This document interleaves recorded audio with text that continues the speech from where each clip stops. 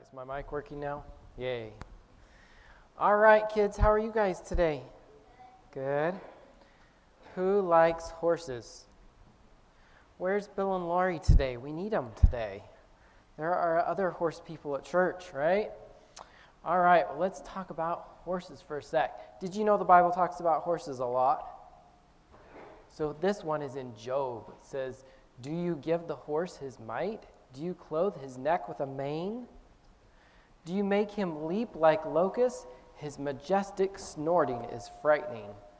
Have you been close to a horse when they get all excited? Aren't they a little scary? Yes, they are a little scary.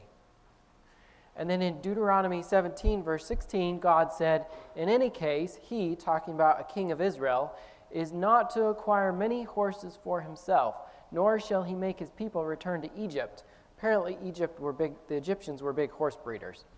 So God didn't want the children of Israel going back to Egypt to get horses. He didn't want them going back to Egypt. They were done with Egypt.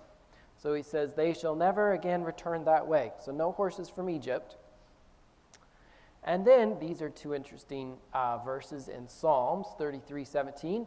"A horse is a false hope for victory, nor does it rescue anyone by its great strength."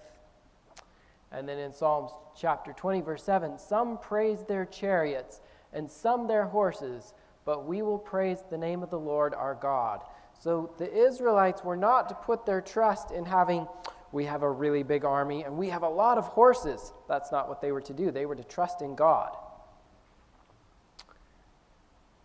And in Psalms chapter 32, verse 9, it says, "Do not be like the horse or like the mule, which have no understanding, whose trappings," that means stuff, "include bit and bridle to hold them in check.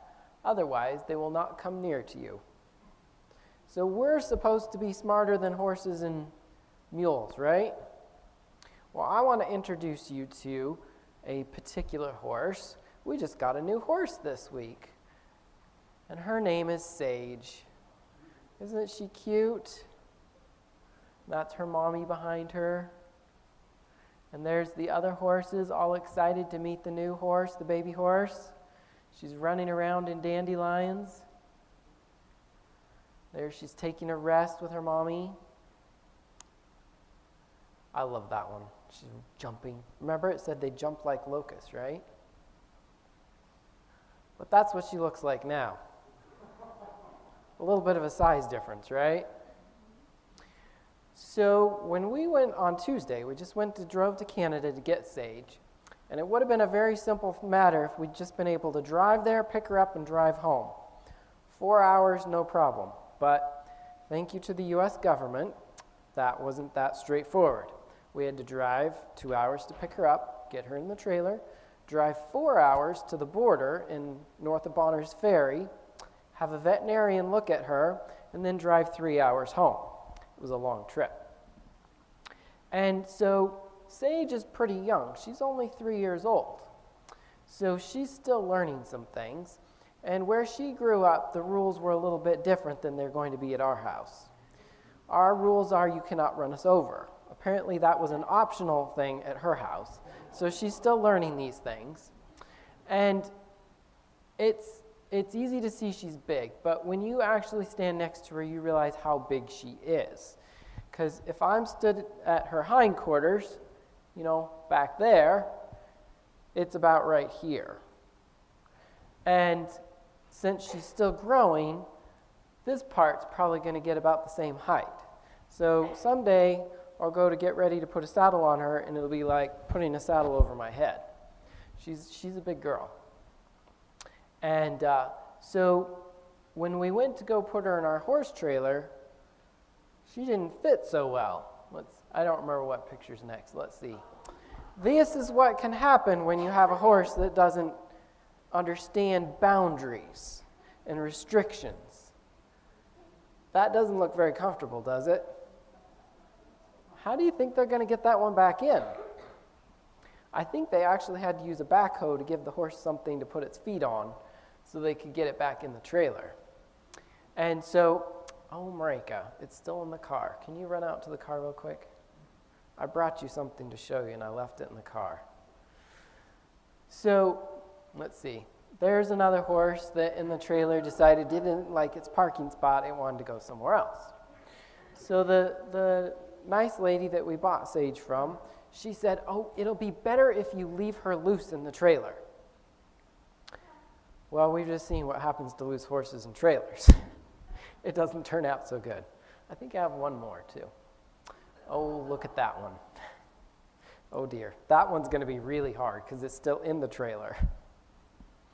So, do you see what's around its nose? Right there?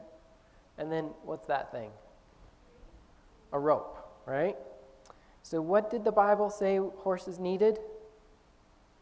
A bit and a bridle to contain them, right? So when we put Sage in the trailer, we got her in there, let her in, and at first she didn't want to go in, and so then the lady handed us a pan of sweet oats, and so we did a little shake. Oh, she climbed right in. She wanted those.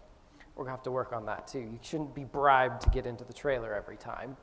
But she climbed right in. And our trailer has partitions. You see that's a partition, and there's a partition. That one was meant to keep the horse on the other side, and that horse had different ideas. Ours are kind of like this one. I'll show you a better picture in a minute. And so it's this bar, and because our horse trailer is supposed to have 3 horses in it, and so we put her in the middle so she could spread her legs out because there's a wall on one side and the tailgate on the other. So we put her in the middle, and we went to go close the bar. Do you remember what I said about how big she is? She's big. The bar didn't shut. It was about that much from closing. And it goes in, and you drop a metal pin in to hold it in there. Didn't work. So we just tied her up with this really nice bungee strap. Can you pull on that? Pull, grab right here. Pull. It's stretchy, right? But is it strong? Well, but you pull on it. You see if you can break it. Can you break it? No. But she did. I mean, this thing's as big as my thumb. Now, it is bungee, but still. And the part I'm worried about is what did it do when it snapped in her face? Ouch. And I just now noticed it's like torn here, too. It's torn in 2 spots. So she was tied up with this, and then the door, the barrier was open, and she didn't like it. I don't think she'd been anywhere in a horse trailer since those first pictures that I showed you. That was probably the last time she went anywhere in a horse trailer, like 2.5, 3 years ago.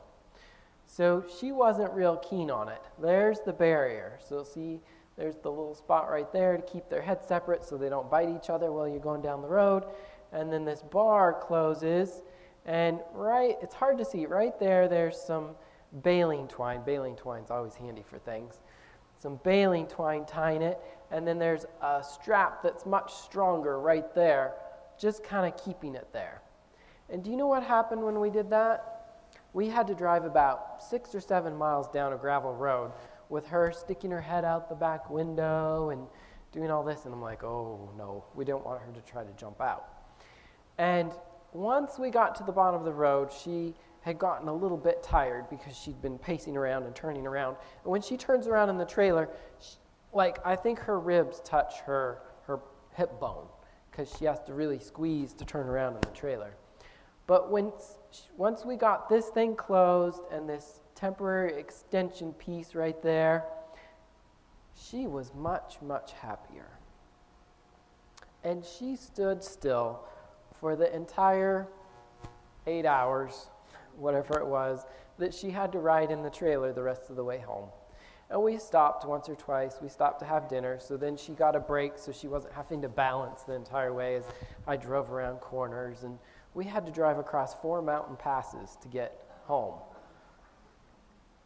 There's her head. She was wearing, that's a fly mask, so it has mesh that goes over her eyes to keep the flies out. But when you're on a long trip, you put it on there so when a logging truck goes by, gravel and pieces of wood don't fly up and hit her in the face and damage her eyes. And then this is a net bag right there, and we put hay in it, so she had something to nibble on all the way home, and she did. She worked it with her little mouth and stuff. But she was so much happier when she had boundaries. Are we happier when we have boundaries? In James it says, if anyone thinks himself to be religious, yet does not, there's that word again. What's that word? Bridle his tongue, but deceives his own heart, this person's religion is worthless. So we have to set boundaries on ourselves. God's given us special boundaries. So Sage is now, I won't say happy, because I think she's a little homesick. But she is at our house. This is at our house. And she's getting used to the new rules of not running over people.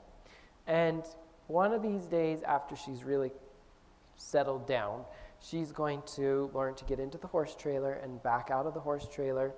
And we're going to have a welder make a little extension to that arm and weld a new hook on in the trailer so that we can still provide her safe boundaries. And on her right hip, because she was leaning on stuff, she got an owie. It's a little scabbed over. It'll be okay. But it will provide her with safe boundaries so that she can ride happily in the trailer. All right, thank you so much for listening to the story of Sage. You can go back to your seats now. Thank you.